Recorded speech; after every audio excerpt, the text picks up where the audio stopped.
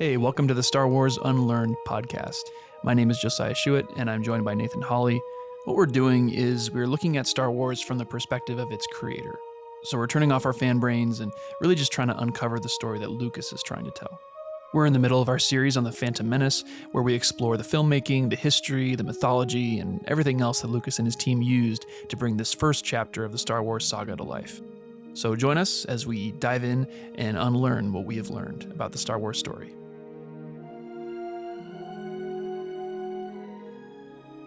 Well, man, do you want to start us off? What do you make of this scene here with oh boy, Jedi Council testing Anakin? Let's see here. Any initial thoughts? My first thought is the background. I just thought it's so cool that sunset. Again, we kind of talked about it last week a little bit with Obi-Wan and Qui-Gon out in the platform. Again, I don't know if there's any kind of symbolism there, particularly here, but it just captures your eye right away. Otherwise, just initial thoughts. I'm looking forward to learning from you and what's going on. But I've always thought it was kind of interesting how, I don't know, cold maybe the Jedi are towards Anakin in this scene. Like, it just kind of comes across that way. Because I don't know, like I just feel like as a kid, I watched this going, wow, this is cool. You're kind of riding along with Anakin. Like, man, this is great. We get to go see the Jedi. And, you know, knowing what we know of old trilogy, I was like, oh, Jedi, this is so cool, so fantastic. But you get here in the scene and they're kind of, I don't know, let you down maybe, or it's just kind of this weird, like, oh, that didn't go as I expected, and you feel that for Anakin. So he's great. He's got all these midichlorians. Qui-Gon chose him.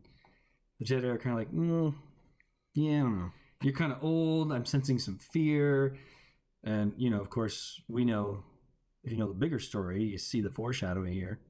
But yeah, I don't know, man. That's initial thoughts, especially with the tension between Mace and Anakin. Anakin kind of gives him that look after Yoda says, you know, I sense much fear in you. He just kind of stares up at Mace for a while. There's this weird tension, and I don't know, man.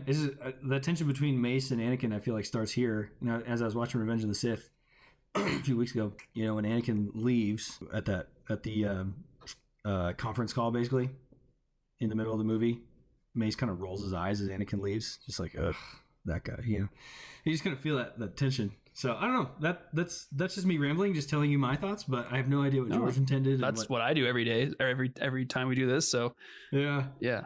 So I don't know. You'll have to enlighten me and tell me like what's really going on. Yeah. Oh yeah. I always tell you what's really going on. Yeah, because I know everything. Right. No, reality, man. No, you're good. Yeah. Well, I'll just start off by kind of bouncing off of what you brought up, because you brought up several good things there. So yeah, I really like this scene because I totally did not understand the scene. Completely thought I understood the scene as a kid. I was like, yeah, I know what that's about. And then recently I just realized, after watching it several times, I've been thinking about it for a while, going, I don't think I was really right about this, because, you know, well, let's walk through it, because there's the illustrated screenplay brings to light a lot of interesting things here. I feel like you're preparing me to have my mind blown here. Everything you've ever known is now about to be unraveled. Well, I mean, it's not a huge change in mindset and paradigm, but it is an important one, I think, and it makes sense. And I think it was just one of those things that when you see it as a kid, you experience it one way, and you kind of, even as you get older and you get smarter in other areas, you kind of retain your kind of childhood knowledge of Star Wars until I was forcing myself to look at it with new eyes and realizing, oh, I was kind of misinterpreting this whole time. Again, that's why I love looking at the screenplay so much, is that it just gives some perspective on things. I know these scenes so well, I kind of don't even really think or contemplate the meaning of the lines of dialogue. And so adding new ones or having them shifted around a little bit or have a different character say it forces me to kind of, I've said this before, but it has to give me a new perspective. And it's really fun. Again, I learn a lot. So I'm just going to read through it here. I'll just read the stage direction. It says, screen direction. It says, Anakin stands before the 12 Jedi. Mace Windu holds a small handheld viewing screen. In rapid succession, images flash across the screen. And Anakin says, a ship, a cup, a speeder. And he turns off the view screen and he nods towards Yoda. And so Yoda has an extra bit of dialogue here. He says, good, young one. And then he says, how feel you? And so as a kid, I totally missed that nod between Mace Windu and Yoda. And that it's sort of just, it's confirming for the audience that this kid's good. He's got the ability. That's not what the problem is in this scene. Is he's definitely powerful. He's just totally nailing it. So that's not the issue. But I kind of missed that as a kid. And so hearing Yoda say, good, young one, I was like, oh yeah, they approve of his, they're impressed with him. Like later they'll say the Force is strong with him. It's not just he has the Force or he's, Force sensitive. It's strong with him. So they're impressed by this. And this is where Anakin's responses here are really interesting to me now. They didn't used to be. But when Yoda asks him, how feel you? Anakin says, cold, sir. As a kid, I was like, okay, he's cold, kind of like he was on the ship because he's away from Tatooine. Or later I thought, well, they sense the darkness in him. And so maybe that's like the cold that Luke felt on Dagobah. But also I think what's happening here is that Yoda, isn't asking him like, are you cold? You want a blanket? He doesn't care. Like, do I need to turn up the temperature? He doesn't care about that. That's not what he meant when he says, how do you feel? Anakin actually kind of dances around Yoda's questions here, which I never noticed this before. But he says, how feel you? Anakin says, cold, sir. And Yoda kind of just leads the witness. He says, are you afraid? Afraid, are you?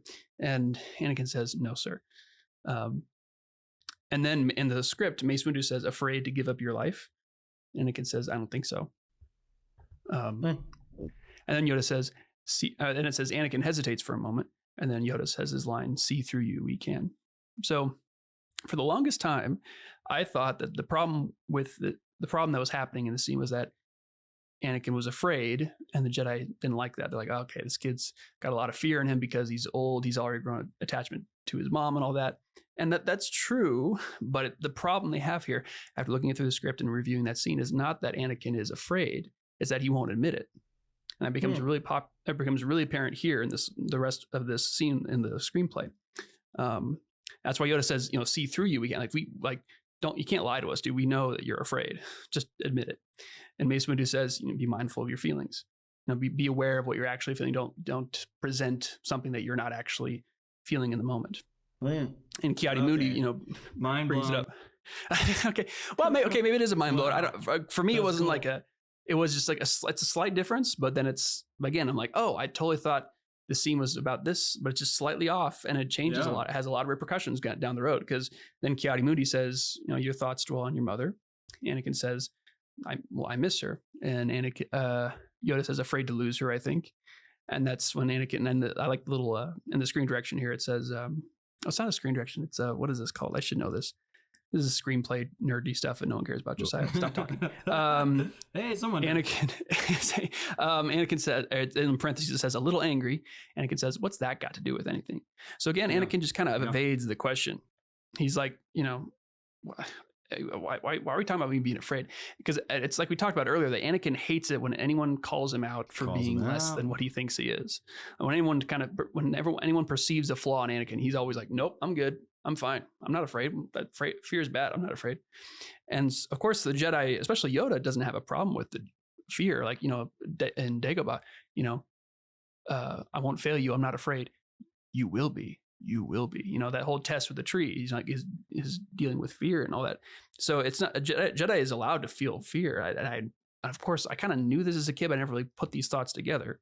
It's that they are meant to, deal with fear or experience fear, but then like deal with it and control and don't let it, grow. I saw someone online put it really well. Let's see if I can find that because it was really helpful.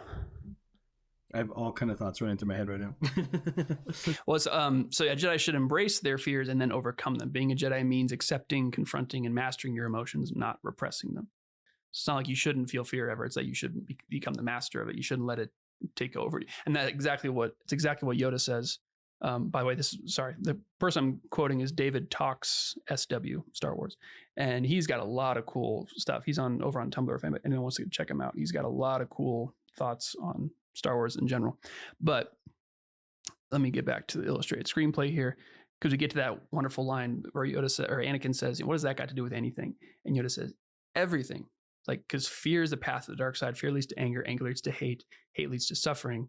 And so why is he saying this? Not like, well, you're afraid, you have fear, so that means you're going to be angry. That means you're going to be, hateful. He's saying that, if you're not aware of your fear, but the point is that since he's not admitting that he's afraid, it's the evil that live inside of us that we don't see, that goes unseen, and other people point them out, and they turn into these monsters that plague us through our lives, and then we, sometimes they keep growing and growing, and we don't really see them until it's too late because we're not self-aware of it, we're not self-conscious of it. And so that's what the whole Yoda's point here is, that if this goes unchecked, if you're not aware of this is going to destroy you. You have to be aware that you have this in you, otherwise unknowingly you will walk down this path. And that's why for the longest time I felt like the Jedi felt very judgy and cold, like you said, to Anakin in this scene. And I realized actually no, it's just a slight shift from that. It's just slightly different, but it has big repercussions. And so I love, and it's really obvious here in this last couple lines of this scene. So, anger leads to hate, hate leads to suffering. And then Anakin angrily screams with an exclamation point, "I am not afraid." He yells it. And Yoda quotes his future self from Empire Strikes Back. He says, "A Jedi must have the deepest commitment, the most serious mind. I sense much fear in you." Anakin says quietly, "I'm not afraid." So he yells, and he kind of catches himself. He's like, "Okay, I'm not afraid, guys." He kind of whispers it or says it quietly.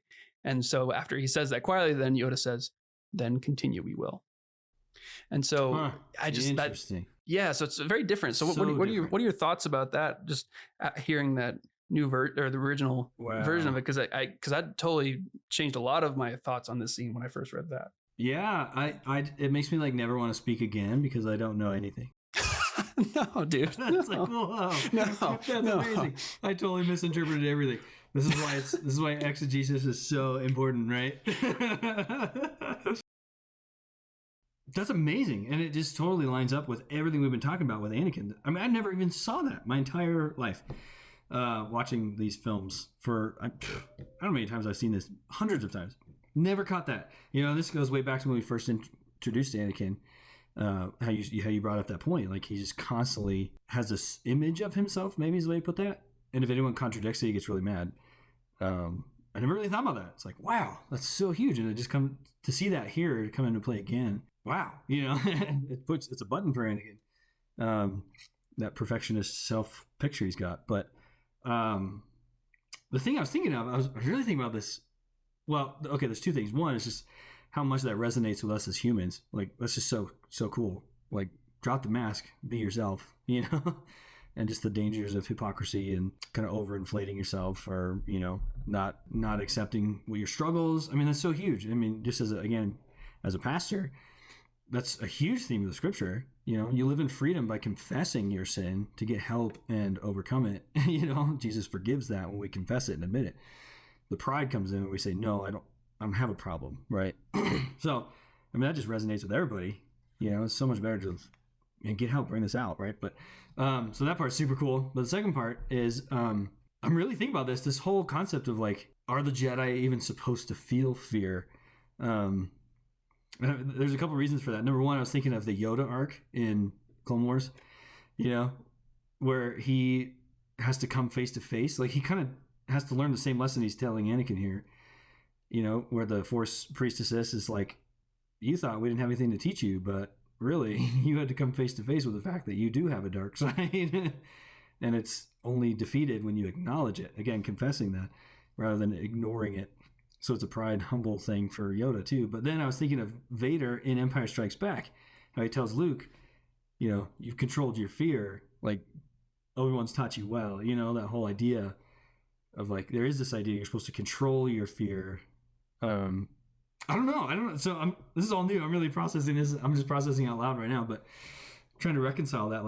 Is a Jedi supposed to feel fear? I always got the sense they weren't, or if they were, they dealt with it super quick and it was just done and over with. Or I don't know. Wow, that's really cool. So sorry, my mind's all over the place, but that's super cool. I like that. No, there's a lot of cool things you brought up there. Yeah, because and again, this is exactly what I was going through when I thought about this, like, well, what does this mean for balance? If you look at it, it's easy to nail down what he means by balance in the Force on a galaxy wide scale, but the inner balance in each person, each person has a light side and a dark side. Another way to think about it is the and this really shows up in that Yoda arc, is the Jungian idea of the shadow. His whole idea was that you have to incorporate that shadow. You have to conquer that master, that dark part of yourself, so that it doesn't take you over and doesn't, use you. So I think that idea of, it's okay for them to feel fear. It's okay for them to feel emotions, but you just don't let that controlling you. You have to keep that in check. And so, that is a really interesting topic. And I do want to come back to that at some point. Yeah, boy. Yeah, I think that fear conversation, especially since it's important to Anakin's arc and Luke's, would be definitely something we should come back to, because I have a lot more to learn about that, I think, at least in the context of the Star Wars story, for sure. Yeah, that'd be great. I'd like to learn more about that too. Yeah. You know what? I was thinking about that this week, the kids were watching a little bit of Star Wars, and I was kind of doing other things and watching at the same time. But it just really struck me how serene the Jedi are always painted to be, and it's very intentional, because like you look at that, like what you said with Jar Jar, like it's not the fact that George doesn't know how to write or create characters that are animated and have emotion. I mean, we know that. And, everyone criticizes the prequels for that. Oh, everyone's just so, like, stoic. Everyone's so serene. But that's really intentional. And I think that has what to do with what you're saying here. The idea is that we've mastered our feelings. We've controlled, I think. Correct me if I'm wrong, but that's the way I've always kind of understood it. And it seems to be like what you're saying here, too, is that there's this idea that we've mastered it. But I don't know. What are your thoughts on that? Or maybe is that another topic? I mean, I think it's adjacent. I think it's connected, because what you said there made me think of, what does Luke say? How am I to know the good side from the bad? And Yoda says, you will know when you are calm, at peace, passive. That's exactly what the Jedi are in the prequels, right? And everyone was like, oh, we don't like this, but that's exactly how Yoda describes a good Jedi. Compare that to the Emperor, who's, use your aggressive feelings, boy. Like, the idea there is that the Sith, I think, Dooku says to Anakin in Revenge of the Sith, he does the kind of the Yoda speech here, is, I sense great fear in you, Skywalker. You have hate, you have anger, but you don't use them. And so the Sith, to them, fear is something that I think, maybe it's something they think they control. Again, this is totally me speculating. This is not anything I've read Lucas say, but they think of it as something that they can control, but it's taking over them without them knowing it. That's the problem that the Jedi see in Anakin, is that he has this propensity to let his emotions get the better of him, but he doesn't know it. He won't admit it. If he does know it, he won't admit it. And if he doesn't know it, that's also a problem, is that he's not aware of it. And so I think that's the problem with the Sith too, is that their fear, their anger, their hatred actually rules their lives, but they're deluded into thinking that they're in control. They're actually slaves, but they just don't realize it. So that's just a tangent thought to connect to what you were saying, but I think that might be a bit of what's going on here, at least tangentially. So, okay, oh my. There's so many big thoughts going through my head right now. No, or we're going to get stuck in one scene again, but it's an important scene, so we'll keep going though. So Sith are all about passion, right? And using your emotions. They fuel you, right? Would the Jedi be sort of opposite of that, where it's like, no? I mean, because Anakin says Jedi are supposed to be selfless and all about love, whereas Sith are all about selfishness and passion kind of thing. But is the goal here emotionlessness? Because that's been a big criticism with some of the, sequel stuff, because the Skywalkers were always the ones that were like, we want to, like, no, it's all about love. I'm going to jump in there and act on it. I'm not going to stand back and be emotionless. I'm going to be led a little bit by my passions. And there's a balance there where, like, the Sith tend to be like all passion, no compassion. Jedi are all compassion, no passion. You know what I mean? Like, and it seems like the Skywalkers are supposed to bring that back into balance. I've always kind of understood that way. Am I going to have to deconstruct the entire way I viewed all that? And I don't know if that makes any sense. That's a big way to ask that question, but all I'll say about that is that I know that is a common view. That could indicate that it's true, but it could also mean that that's, somehow a fan theory that's very pervasive and everyone's kind of thinks that now, but it doesn't really, it's not what George was intending. I don't know. Yeah, there's too much going on there for me to kind of, I'll just end up rambling and going nowhere. So that's something we need to unpack for sure. So add that to the long list of things that we don't know and we might never find out because I don't have George Lucas in my pocket to ask, but it's fun though. George, but it's fun. Exactly. It is fun though. Yeah.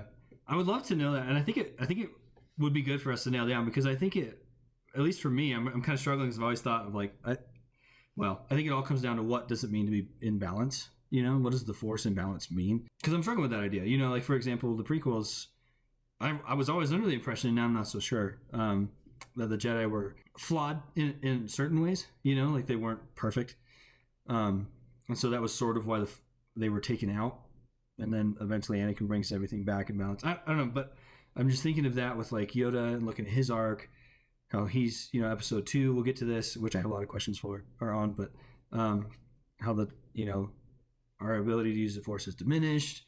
We're kind of blind. We can't see. The dark side's clouding everything. And then in the Yoda arc that we referenced, you know, we find out he's been kind of arrogant in some ways, and he needed to be humbled. So I'm just kind of thinking, like, how does this all fit? You know, and how does it? Where are the Jedi off? Where are they not?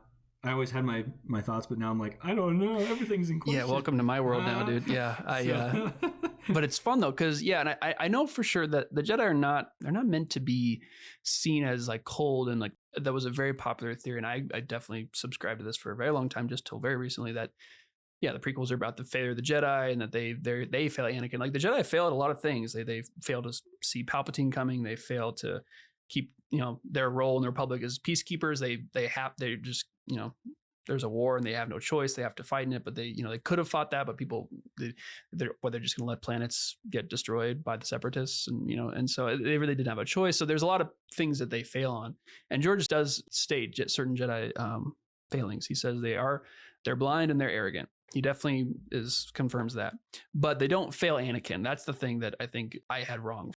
The Jedi here are right. The Jedi here are correct. You know, they're not just ganging up on this 9-year-old kid. They're peacekeepers. They're Jedi. They care about other people, other beings in the galaxy. They don't want this kid to go down this road if it's going to be painful and hard for him. If he's too old, where his baggage from a kid is going to cause problems when he's training as a Jedi, and it's going to be miserable and hard for him, then like, well, let's just skip it. It's not, not worth it. But then again, they see his power as the whole prophecy of the chosen one thing, and they witness his abilities, and they go, well, eventually they say, yeah, sure, we'll train him. But like this scene, the scene is no longer uncomfortable for me, because it's the Jedi pointing out a very clear flaw in Anakin. And that's what I was going to say a long time ago before we kind of got on the rabbit trail about the scene. But sorry, dude, this whole podcast is rabbit holes. It's so much fun. I love them. That's what you and I are here for, is just to ramble and have fun doing it. But yep. But absolutely. Occasionally we like some structure, so I'll begrudgingly put us back on track here. But begrudgingly, yeah. But that's what I was noticing in the screenplay, and we've seen this a couple times, and in like deleted scenes, that Anakin is much more emotional. He has much more outbursts. It's interesting to see Anakin's the differences between the screenplay and the movie. And again, you realize all the stuff that's obvious in the screenplay. I think George just wanted to walk it back and make it a little more subtle and a little more subdued, not to distract from Padmé's story and the Jedi and Qui-Gon, Obi-Wan, and all that. But it's all there. If you look for it, it's all there. And so this attitude that Anakin has, he's like, I'm not afraid. And he's not. He doesn't yell that in the movie, but now with that knowledge, you can look at the scene and go, oh, that's still there. And he's dancing around the questions like, how do you feel? It's like, well, I'm cold. Oh, that's not what I meant. We can see through. We know what you're thinking. You're thinking about your mom. Like, well, I miss her. Are you afraid to lose her? No, I don't think so. Like, no, yes, you are. Just admit it. Like, admit you have a problem. And so that's just a really cool look on this scene. I think it's a really interesting read on this scene now. And it makes a lot of sense to me now. And I like it because it makes the Jedi, the Jedi aren't these bullies to this 9-year-old kid anymore, at least in my view. I think that this makes more sense to what George describes Jedi as. And so, which of course, because he wrote this scene, so it should make sense it should be consistent. But anyway, there's a lot in this scene that, obviously there's so much in the scene that, Yoda basically just spells out Anakin's life in that one sentence: fear leads to anger and all hate to suffering. But so there's so many cool big things in here we can, they have to do with Return of the Jedi and Clone Wars. So we'll talk about it later. But the scene was fun. I think it's a fun little, it's a scene we all know super well. There's so many quotable moments and lines, like the Yoda's line there is very iconic and very memorable. But again, my dumb Star Wars fan that I am, I think I totally misinterpreted this for a very long time. And so now I'm like, oh, yeah, exactly. Now it's like, oh, and that's why I love diving in these movies, because they become new again. It's like I'm seeing them for the first time, and they don't have to grow stale as I get older. They're becoming more and more fresh to me. So yeah, wow, that's so cool. Yeah, it is a really great scene. So does he say cold there because he's literally talking about temperature, like Anakin, or is he feeling the dark side? I always interpreted that he's just feeling touch of the dark side. Didn't know it. You know what I mean? Yeah, Like, I think that's. I don't know. I think it's both. I think you're on the right track there, because that's, it's the same scene with Luke and Dagobah. Like, I feel cold, death, all that. And Yoda says, that place is strong with the dark side, and of course Yoda just spells out here the path to the dark side here. So it has to do with fear and the coldness. And so I'm assuming that we talked about that before when Anakin felt cold in the spaceship, that it didn't seem to be tied to the dark side there. It kind of just was just the fact that he's from a warm planet, as Padme says. But here, I think the scene just has more of a cosmic perspective. It's more like there's bigger things happening here than just temperature. Like we get the Force theme in this when Yoda talks about everything. Fear is a path to dark side. Fear leads to anger. We get the Force theme play, and we don't get that very often. It's always cool when that theme pops up, because it means something important is going down. Like there's weight, there's consequences to what is happening in this character, in this case Anakin and Yoda's life, and so in this case it's kind of the darker side of the Force, even though it's still the Force theme, the kind of sort of triumphant one, but also it's slightly melancholy too. So even the music here is just really just kind of telling us there's something special happening about this scene. And so there's a lot to, again, we could go through all the movies, all the Clone Wars, and come back to this. I'm sure there'd be a million more things than just this scene that we totally missed. And we could do we could do Phantom Menace all over again. So, but that's all I got for now. I kind of think we've exhausted that scene, but it's a fun one. And that was a fun little discovery, I think. So, yeah. It is cool. It drastically changes it, like I was listening to somebody today. She was talking about, she was an older lady, and she said, why? She was interviewing a Star Wars fan, and Kyle Newman. I don't know if you guys know Kyle Newman, but he's great Star Wars fan. But this lady was interviewing him and said, I saw Star Wars. My husband showed it to me. I saw it once and I'm good. Like, it was great, but I don't need to see it again. Like, how come you guys need to see it again? And I just kind of was like, what? No way. How can you say that? But the Kyle Newman said, well, it's just, I think a lot of it is just our comfort and nostalgia. But I think what you're saying here is like, man, every time it's like you find something new. It's so cool. It's just so neat this scene is entirely different for me now for what you just said. It's like, that's so cool. So I think it's just the beauty of going back to the original source, just practical scholar application, right? For anyone who studies primary sources, go back to the original source. It's so easy. Yeah, that's how I got started on this path, was looking at people like Tim Mackey and the Bible Project, who look at the original, the original context and language of the Bible, and then looking at the original accent that Shakespeare was performed in. That became interesting. All of a sudden, Shakespeare became more interesting to me, and I'm looking at all kinds of stuff. And then all of a sudden, I started applying that same methodology to Star Wars and going, okay, what was the author trying to say here? And because I thought I knew, but I actually looked into it. I thought, I don't know most of this, and this is actually much better. This is much better than any fan theory I've heard. This is actually way cooler than what I thought the actual answer was. So yeah, that's why this is fun. It is fun, man. It's just so rich. Like, I never saw this scene and thought like how great it is to just like be honest with your struggles with people and live out in the freedom of the light of that. It's like, what? Like, man, that's so cool. That resonates so deeply with us, but I just think that's amazing. And also just the hint there that Yoda gives of the selfishness that's to come, from what fear brings ultimately. George I'm sure we'll come to this later, but he talks about fear comes from that fear of loss, that selfishness. It's driven by that selfishness, which leads to, the hatred. Like, I refuse to lose that, and become hateful, and will do whatever I can to protect this idol of mine now. But then when you lose it, it brings huge suffering, and you torment yourself a lot. It's just like, wow, the path of selfishness versus selflessness. Just comparing the Jedi, how they're calm and peace, and they're not afraid, and well, in the sense of like they're not ruled by fear. So yeah. Anyway, so cool. I never thought about that in this one little scene. It's just so awesome. I love it. This is why we do this, man. It's so cool. George keeps, exactly. Every scene, George keeps, flipping my, even this next one with Padmé and Jar Jar. You want to get into that one? Because that one's pretty interesting too, because it's also Palpatine making his big move as well. Yeah, because I've been rambling, so I want to let you start off again because I need to also need to collect my thoughts on this. But we will say, here it is, the sunset and the twilight. It's turning into things are definitely getting darker, and we get these big. The last thing I'll say is we get these big close-ups on the queen, which are not, we don't see those very often. George likes to back off the camera a lot, but he very intentionally gets really close to people's faces. And this is one of those times where it's like, you really need to, we're supposed to be in her head at this point. We're supposed to be in her thoughts because there's a lot going on for her. This is a big scene for her. So I'll let you take it away. What are you thinking about? What do you make of this scene? Well, see, now I'm afraid to say anything. No, dude. There's no wrong yet. I mean, I could be completely wrong about the last scene. I mean, I'm pretty sure like it's from George. I try to make sure that I'm basing in stuff that George says, but that's the fun of it. Is like, we're not writing a book about it. We're not saying, this is it, and George, you better sign off on this or else. Like, no, we're just having fun, dude. So speak your mind, bro. Go for it.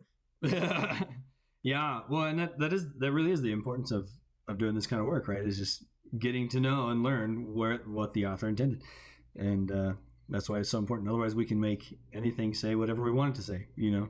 Like, this is what I think. This is what I want it to say. No, I mean, George leaves some room for that, but there's a point. There's an intention behind every thought. So anyway, super cool. First thing is just you literally feel cold watching this. You just come from the Jedi Council talking about coldness, the sun setting. Then George focuses on the sun setting. I mean, it's directly like that is the center of the picture is the sun setting. So he obviously wants you to see that. And like you said, the colors change. It's dark. She's wearing dark clothes. Night has fallen. And you really feel the melancholy of it. This is kind of one of the first times we see Jar Jar really melancholy, where he's not being a goofball here. He's talking about, you think people are going to die? And you think we're going to get killed too, the Gungans? And it's a very somber moment, really. Yeah. And again, as we've been watching Padme, you kind of feel her sincerity here, even though she's been kind of stoic the whole time. She is here too, but you really feel the pain in her, just realizing that. So it was also cool because it seems like we get this is the turning point for her and her story, where it really feels like she gets that glimpse of hope, where Jar Jar puts that little idea in her head, like, we're going to fight. We're not going to go down. And it seems like she's lost all hope. The sun is set, in her eyes maybe, on the hope in the Republic. They're not going to help me. What am I going to do? And then Jar Jar, little Jar Jar brings some hope. But you also, it's interesting, you feel some of the animosity too between the Gungans and the Naboo here. Just that one little line where Jar Jar says, like, I think that's why you don't like us, because we have a military, if I'm interpreting that right. But well, the Gungans are they're aggressive, and Naboo are pacifist, right? And she's the she's the queen of pacifism, and then the Gungans are all Jar Jar comes back. He breaks the no come backy law, like we talked about. In the script, it says they want to pound him unto death. They want to kill him, So they're very aggressive, and they're the ones who have an army. Jar Jar says we said warriors versus what would you call them to do? They're artists, right? They're they like making things pretty, and it's the garden, it's paradise. So they're just lounging around, painting and making art and having a wonderful time. But the problem with that is, as soon as something bad shows up, you don't know what to do because you haven't prepared. And the Gungans are a little more wary of that. They hide in the swamp and underwater, and they're more suspicious of the world. And you could maybe look at Naboo and say they were maybe a little, not just their queen was naive, but maybe the whole society was kind of naive to not have any warriors, not have any weapons really, and all they have is some security volunteers. That's it's interesting. I've not thought about this before. I'm just kind of just spitballing here, but that's kind of an interesting commentary on the Naboo. Yeah, but I do love that line. This interaction between the Queen and Jar Jar is fun. Right, I never really picked up on that too. It's just like how you get. I mean, this is a big theme George really likes. It's just how do you want to phrase that? The power of the primitive.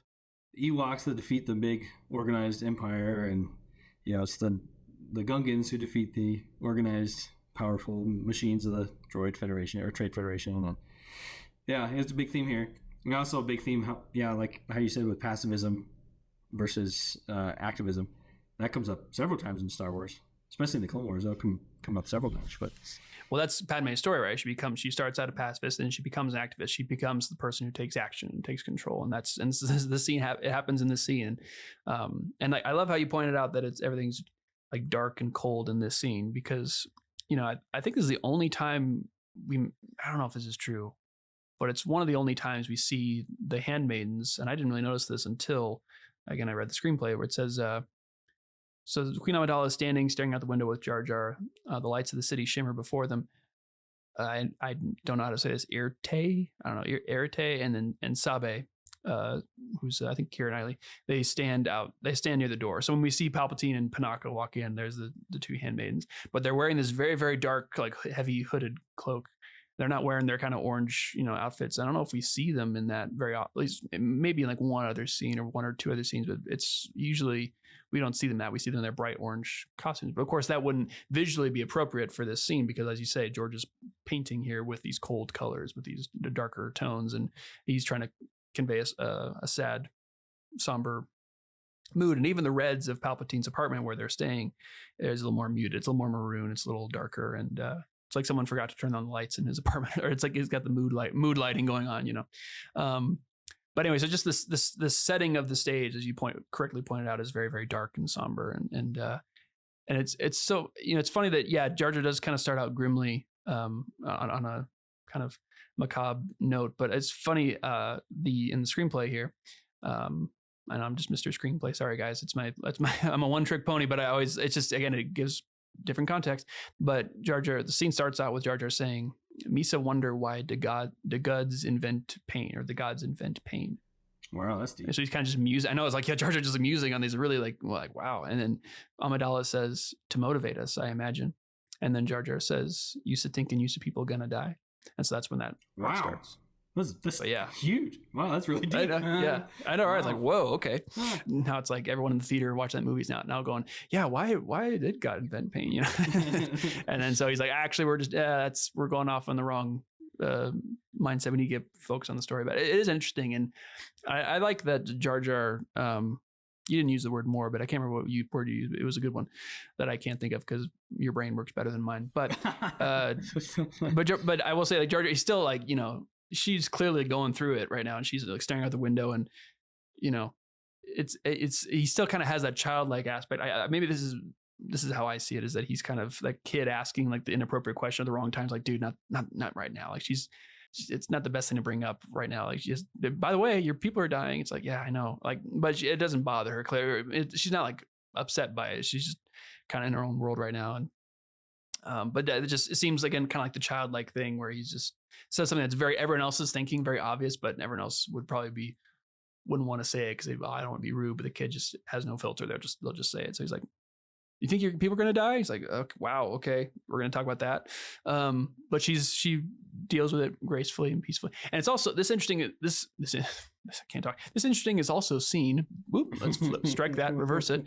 This scene is also interesting because it's similar to, it's almost the exact opposite of when Jar Jar and Padmé first met, right? Because it's the scene on the ship where she's cleaning R2-D2 and he's very happy and they're both smiling and they're both having a really good time. And Jar Jar's kind of finally found a friend he can confide and somebody can talk to, and going, talking about his crazy day. Like, these two guys in robes are just smashing everything with their laser swords and they kidnapped me basically. Like, I was almost killed. I was banished, long story, but, and she's smiling and he's goofing off. And then now we have this scene where now he doesn't know it's Padmé. I think it's the queen. And so she's not smiling at all. And no one's smiling in this scene except Palpatine when he shows up. But so I just like that we've seen them, even though, again, the audience doesn't necessarily know that this is Padmé right at this point, but we've seen Jar Jar go through a lot. Now, you see him scared, happy, silly, whatever. But now he's sad. And then we've seen the queen. She's always kind of, as you pointed out, been very kind of somber, kind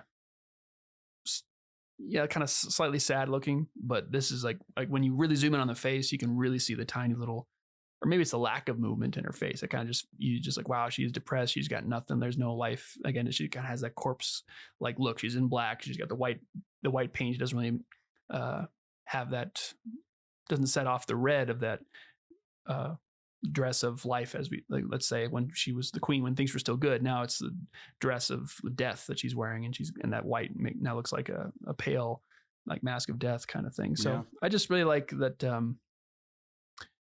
That the darkness here that you pointed out is there visually, and also just in the cinematography and the way Jar Jar talks about it. And then but then it's just, and he said, Gungans, and this is I think a big moment, or the beginning of a big moment.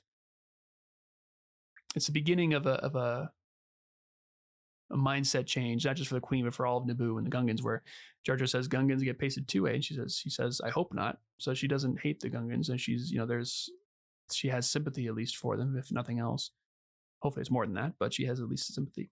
And and then Jar Jar, plants that seed of Gungans not die without a fight, where he's at warriors. And you can tell she doesn't like react to it when he says it. He says it, but she doesn't really. You can tell she probably must like think of it later or something, because right now she's still kind of like just kind of lost in it. But she'll remember what he says there, like we got an army and all that. And because at this point she hasn't decided that at the end of this scene she decides I'm going to go back to Naboo, but she doesn't say we're going to fight. That comes later. She just says, my fate will be that of our people. Like I need to return to my arena. She's like, I'm just going to go. I can't run and hide anymore. If I'm the queen, I need to die with my people. If my people are dying and suffering, then I should be suffering and dying. I need to stand with them. And so that's a huge moment for her as a leader. But she hasn't quite made that transition from pacifist to activist. Yeah, she's more just kind of defeated. She's like, well, I can't save my people, so I guess I'll go back to die with them, basically. That's, as Palpatine points out, like, they're going to, force you to sign the treaty. They're going to kill you. Please stay here. So we can get into when Palpatine shows up, because again, he's all smile. It's a very sad scene, and Palpatine shows up because he's happy as a clam, because everything's going perfectly for him. Until later in the scene when there's a wrench thrown in the works for him, at least for his plans. But and there's the meme, a surprise to be sure, but a welcome one. We have that famous line that everyone likes to quote. I always thought Captain Panaka was cool. So last thing, I've been rambling and talking a lot, so I'll let you talk. But when I was a kid, I always thought Panaka was just cool. I didn't know he was kind of like Boba Fett, where like you don't really know much about him.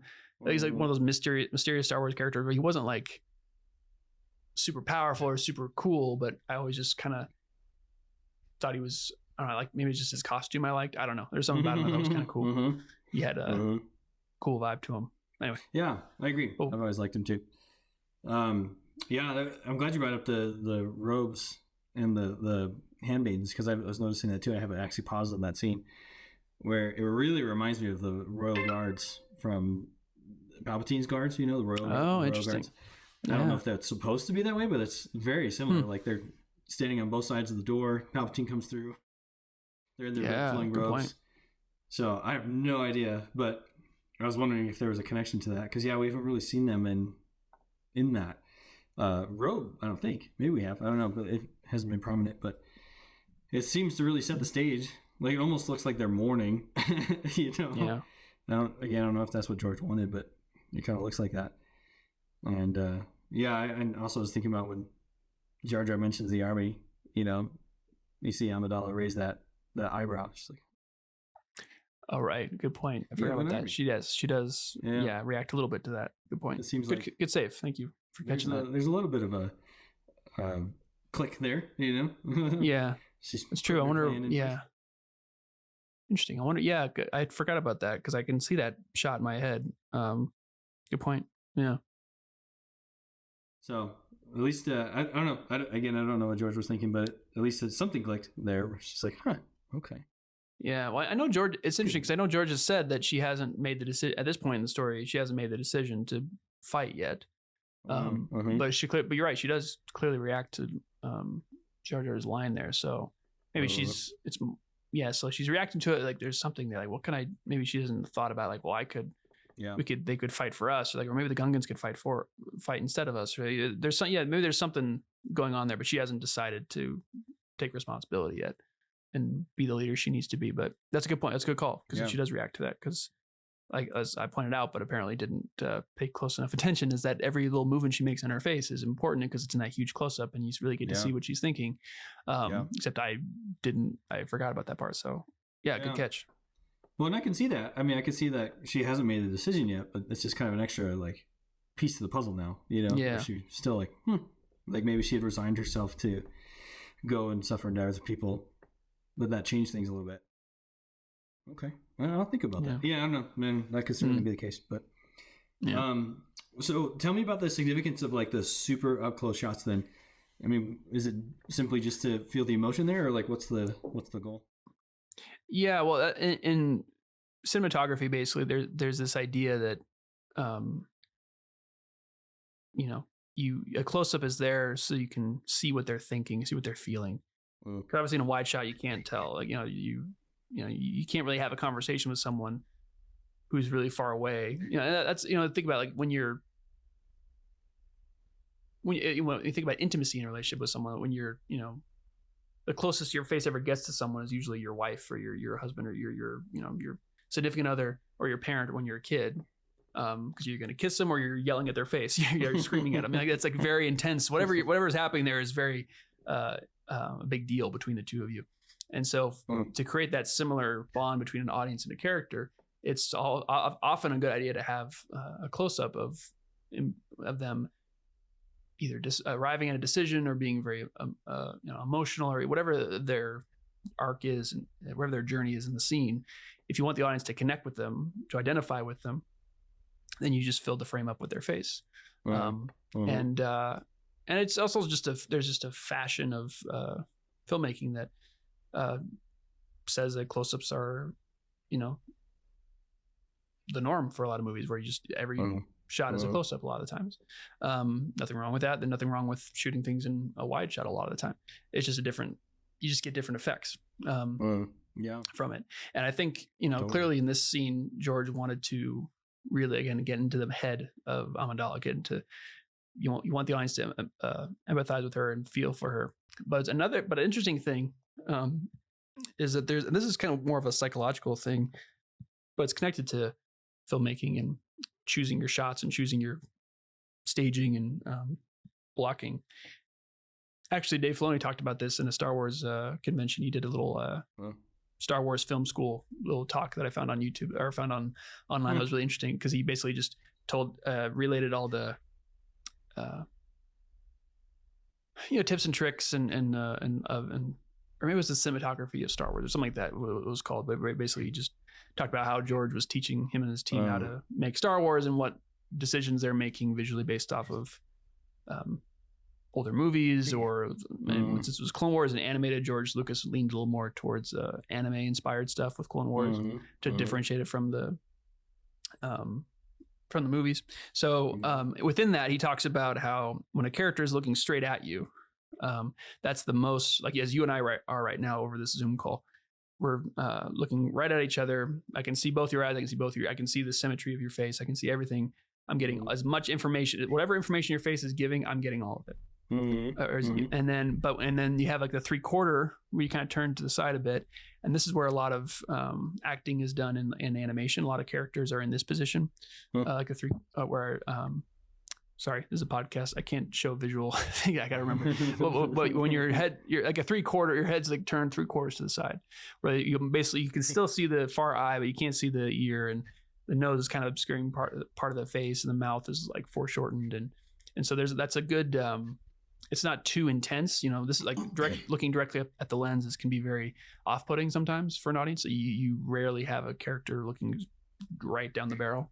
So usually they're kind of looking off camera a little bit. And so that's still a lot of connection. But as the character starts to move, once their head starts to spin, you identify with them less and less and less. So you have the profile, and then eventually you have the 3/4 rear view of the head, and then you have the back of the head, which is sometimes no identification with that person at all, although it is kind of reversed in video game logic, because third person you're all you see is the back of their head the entire time, but you're totally in it. So it depends on the context, obviously.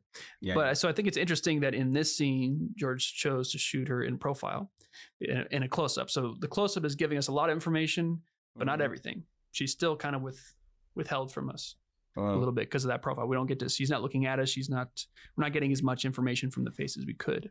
But the close up allows us more. He's kind of like he took away a lot, but then he added more in another way, information wise. He took away some information by having her profile, but he gave us some more information of a different kind by just zooming in on her face. And so that's just one way of doing the close up, and I think that's what it's doing here, if I had to guess. But but George doesn't use close ups a whole lot. If you look at Empire Strikes Back, it's full of close ups. Irving Kershner loved the close up. He loved. He said he loved filling up the frame with the landscape of the face or something like along those lines. And there's a lot of like push-ins on people's faces and stuff like that. And George kind of holds back. And again, it's part of that's that documentary, sort of cinema verite, which is a fancy way of saying documentary style of filmmaking, where he kind of lets the action happen. The audience kind of gets to pick and choose what they look at. It's just like a different style.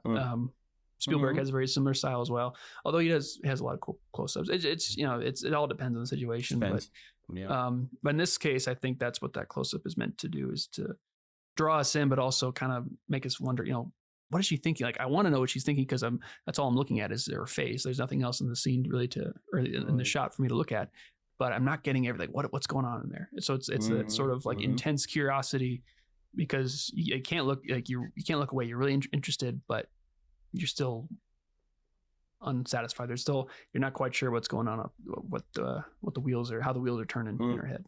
That makes sense. Yeah, I've never thought about like the importance of close-ups and stuff. That's pretty cool.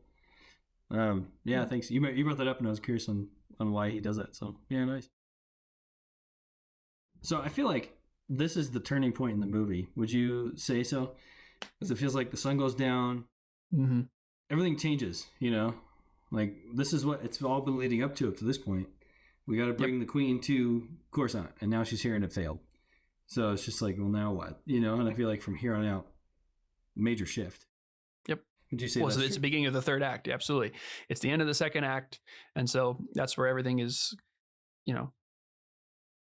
simultaneously coming together and falling apart. Like Anakin's life is now, like his future is now in question, as we'll see in the next scene. And so is Padmé. So is everyone. It's very uncertain, but now we're starting off in a new direction. And this last movement of the film is basically just, the Battle of Naboo, and everything is going to happen there. And so Lucas talks about that scene between Obi-Wan and Qui-Gon right before the battle starts, where Qui-Gon says, you're a much wiser man than I am. That kind of last conversation they have. He said that was a reshoot.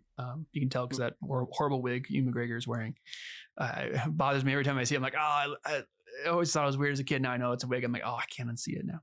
Sorry if I ruined that for anybody, but anyway, but that was a reshoot because Lucas realized that he needed a scene where he's kind of has to wrap up all the plot lines and storylines, at least the things that need to be wrapped up before the battle. Like there's in an aftermath, there's a denouement where the funeral of Qui-Gon and the Trade Federation, the Viceroy, and everyone being carted off to jail or to the courts or whatever.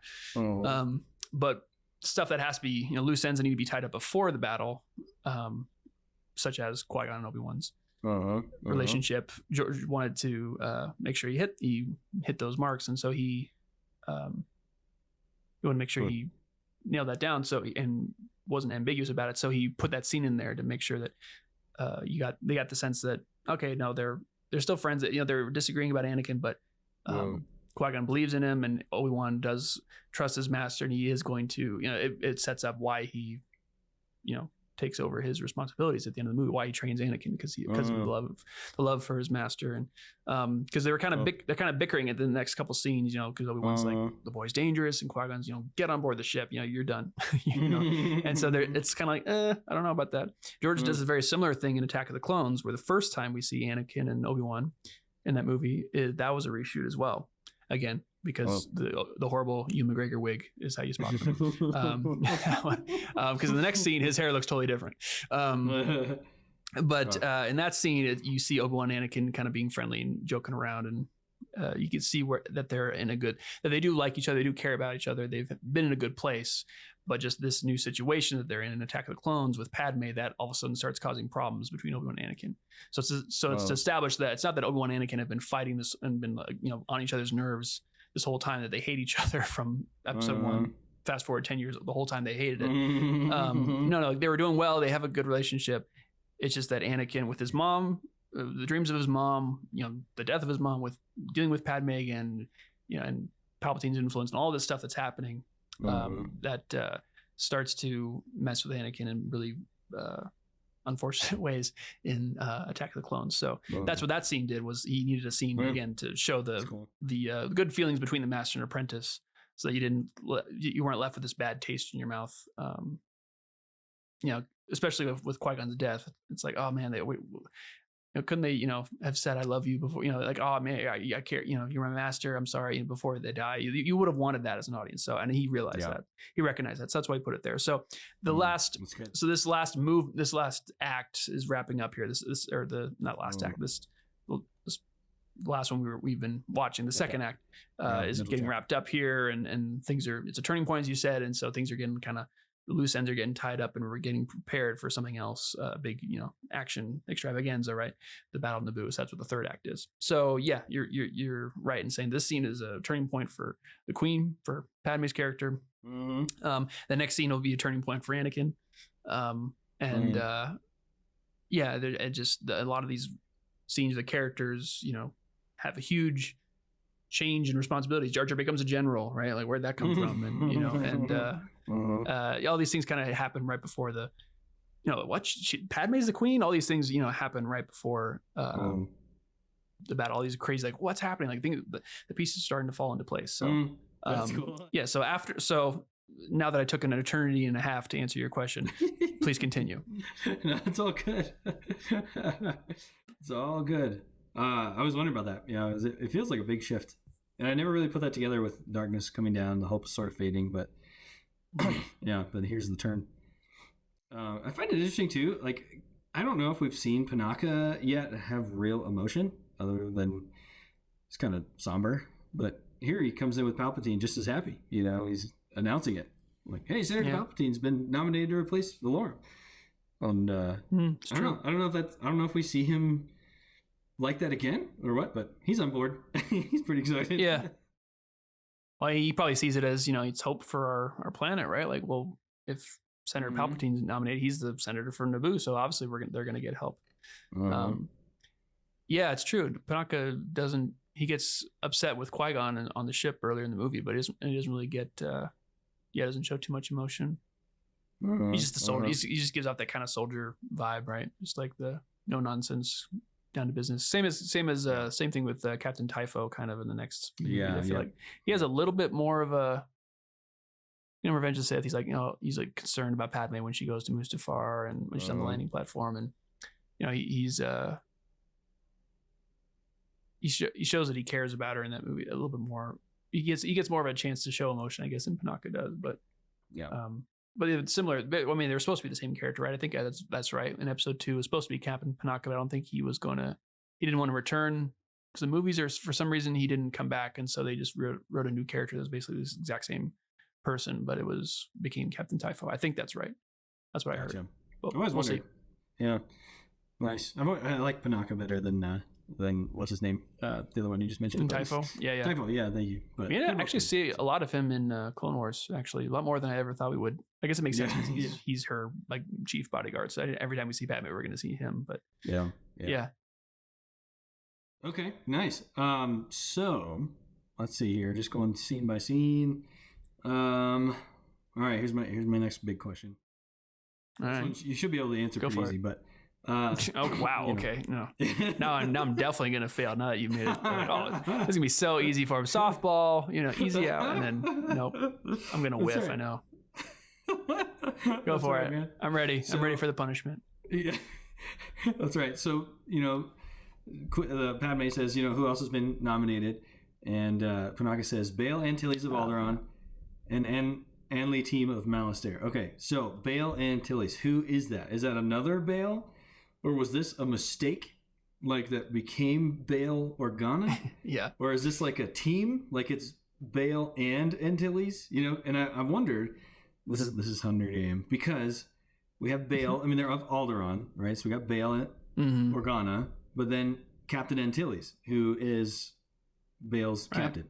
What's the significance here? Did he just throw those names out, or is there something there? Have you heard anything on that? Like, well, it's interesting how many Antilles there are, because there's Captain Antilles, there's Wedge Antilles, and there's Bail Antilles.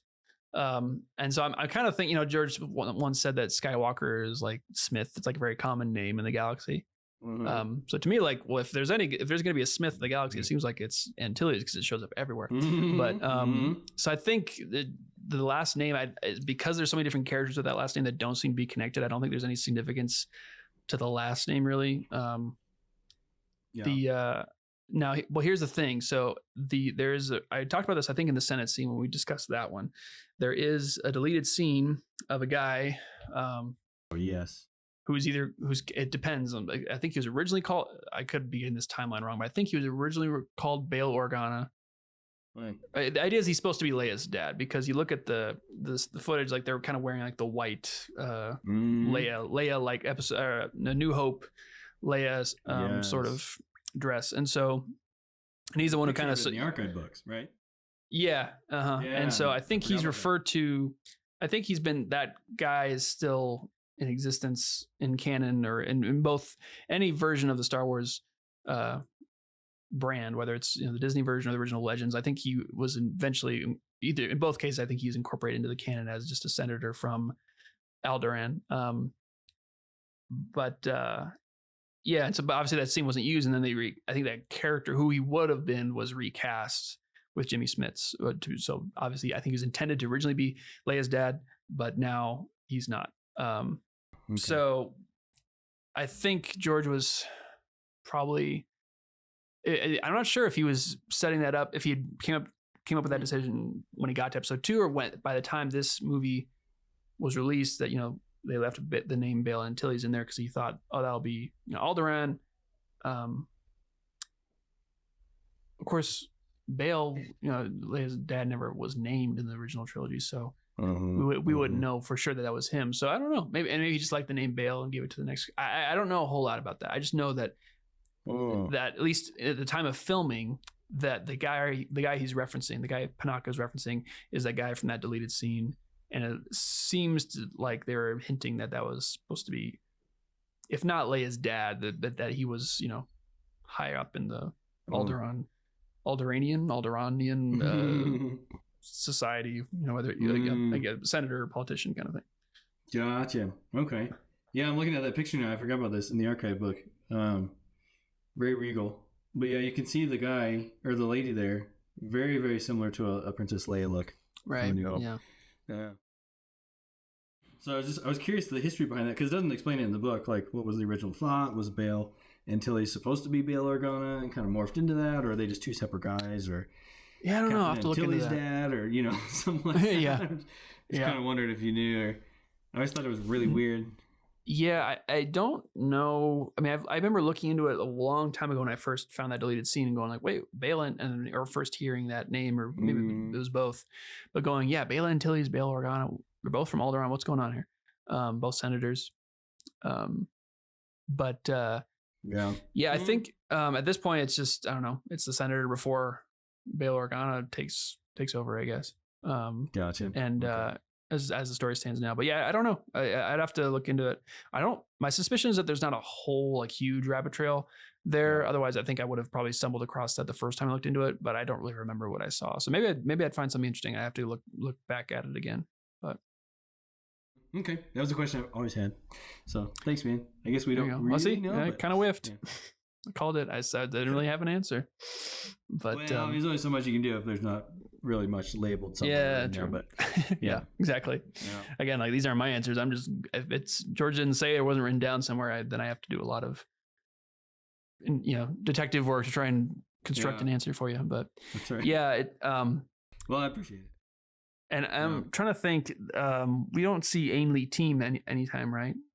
Of Malastare. I guess we see them in their pod, probably. And we see Sebulba looking guys. Oh yeah. Does he show up in Attack of the Clones? Is he the 3-eyed alien? they're from Alistair too.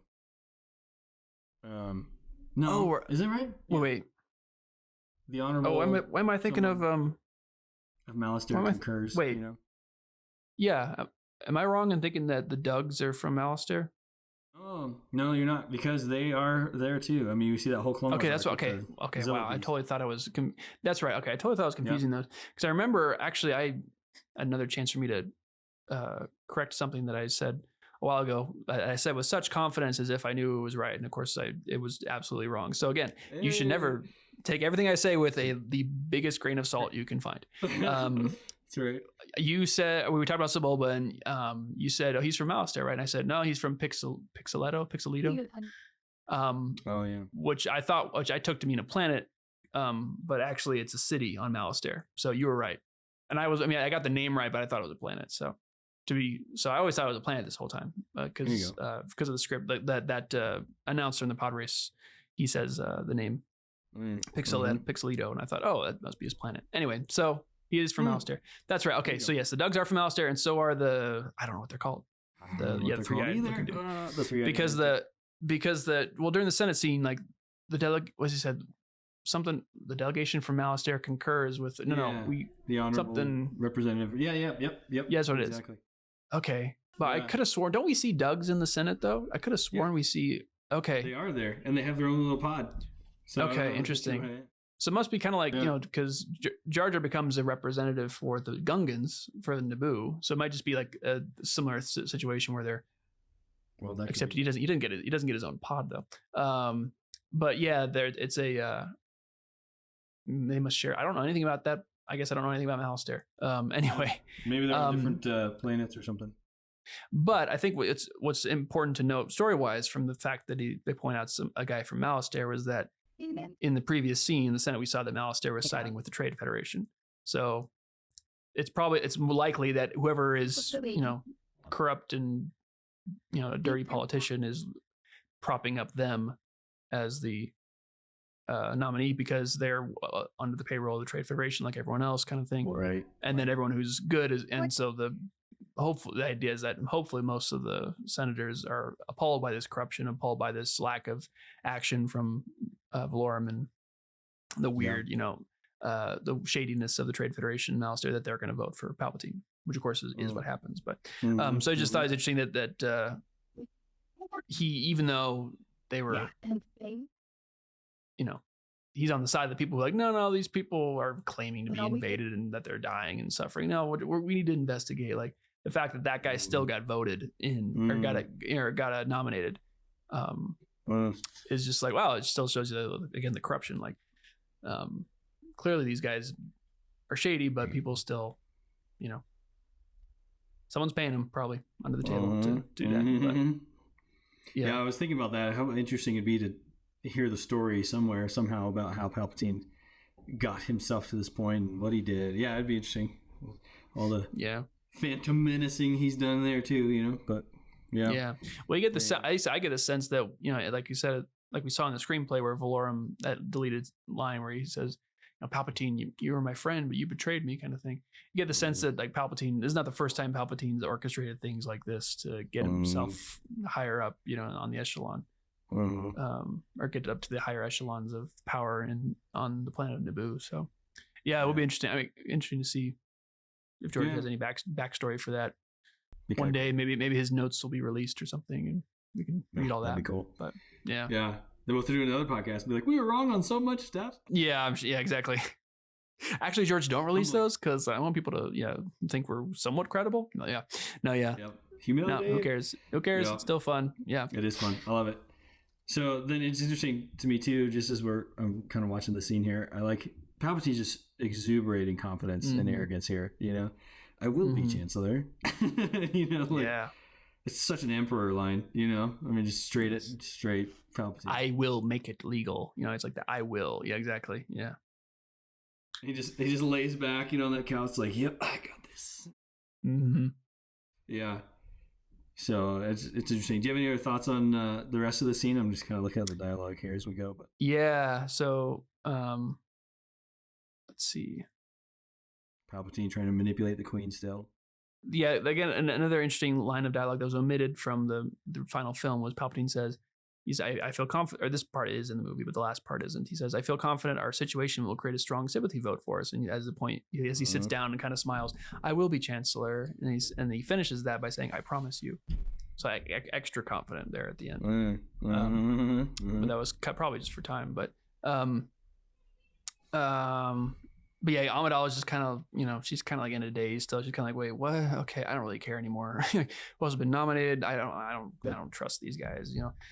She basically says later, the Senate is a mess, and I hope you can fix it, but I'm out. Peace. And Palpatine was this is interesting. I understand your concern, Your Majesty. Unfortunately, the Federation has possession of our planet. The law is in their favor. And then, which is an interesting line there. And then with the Senate, and Amidala says, with the Senate in transition, there is nothing more I can do here. So that's when she says, Senator, this is your arena. I feel I must return to mine. I've decided to go back to Naboo. My place is with my people.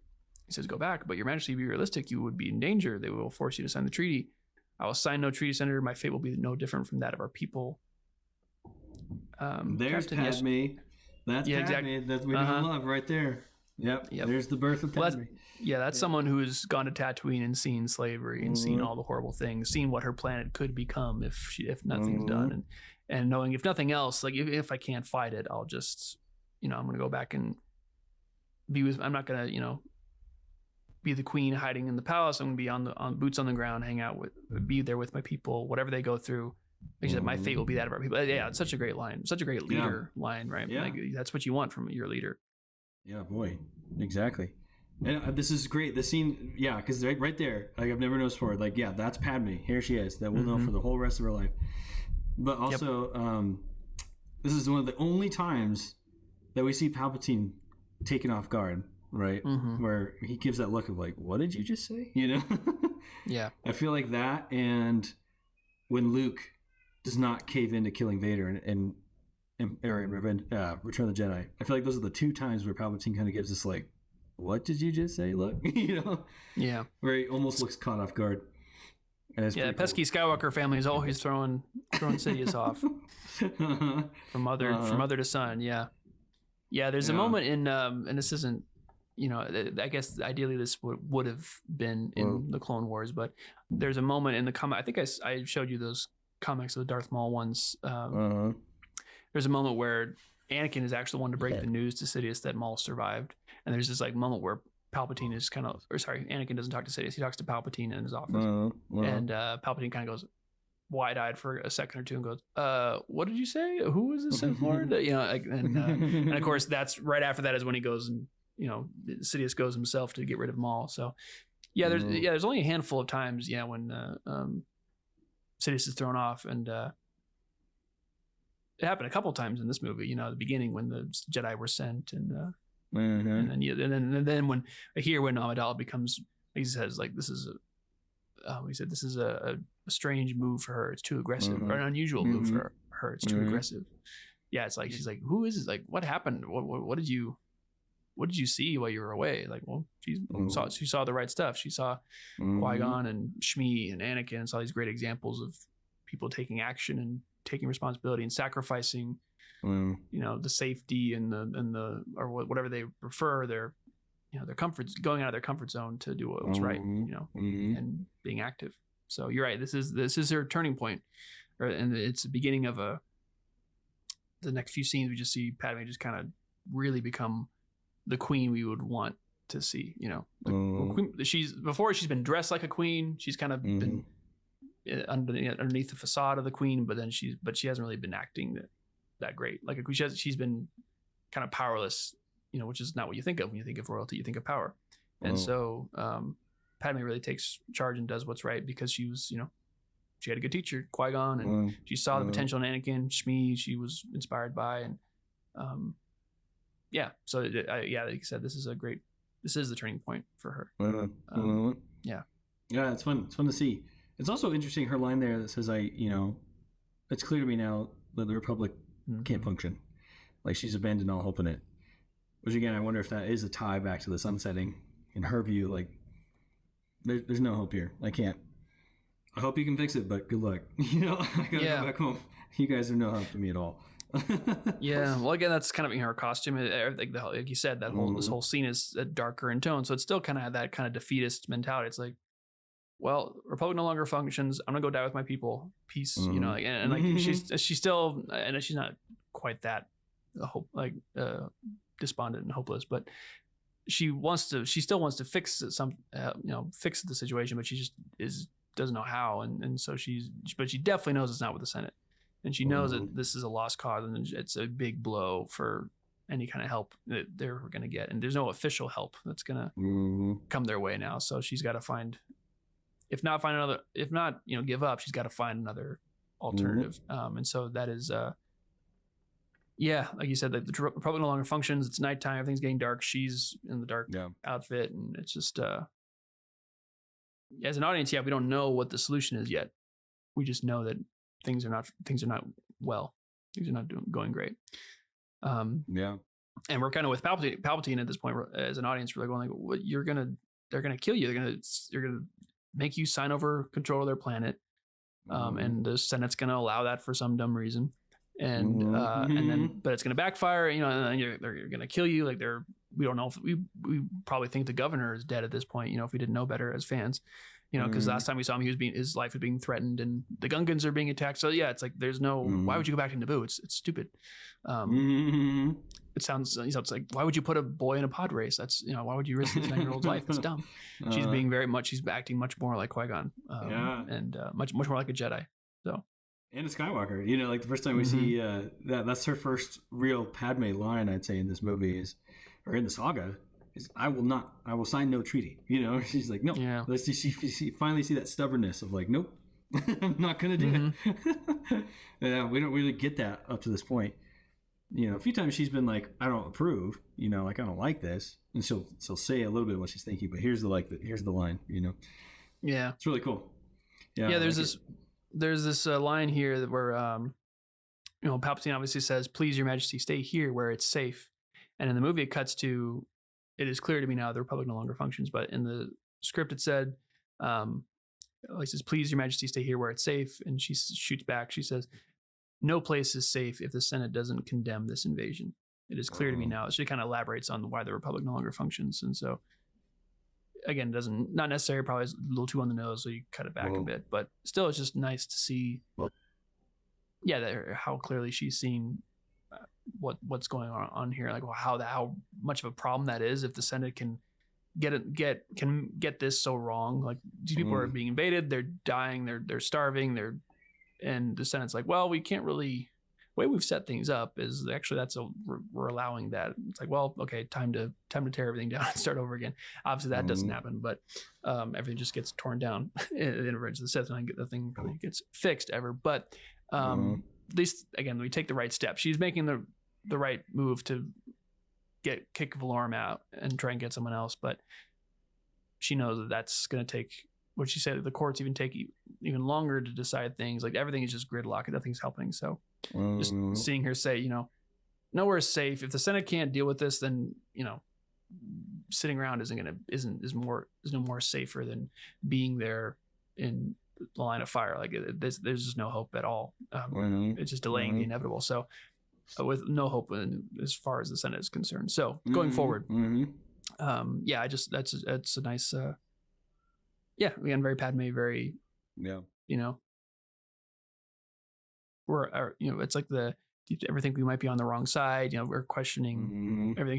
She starts to see through the cracks. She starts to see through the acts, through past the sales pitch of the senators and the Republic. Like, oh no, we're doing fine. Palpatine's whole shtick. She can kind of start to see. She's her first example for kind of seeing through all that, seeing through the BS and going, nope, I know what's going on here. We got to do something else. Yeah, that's neat. I never picked up on that before. Just again, Padmé's whole arc is so cool. That's the neat thing. It's changed the whole view of how I view this movie and her as a character, which I think is really cool. And I love the bookend, thinking about her throwing Palpatine off in episode 1, and then Luke doing the same thing in episode 6. It's like, man, that's so cool. Just that mother-son bond. I don't know. That's really cool. Yeah. I like it. All right, that's it for this episode. Join us in the next one as we continue our series on the Phantom Menace. As always, thanks for listening, and on to the next one.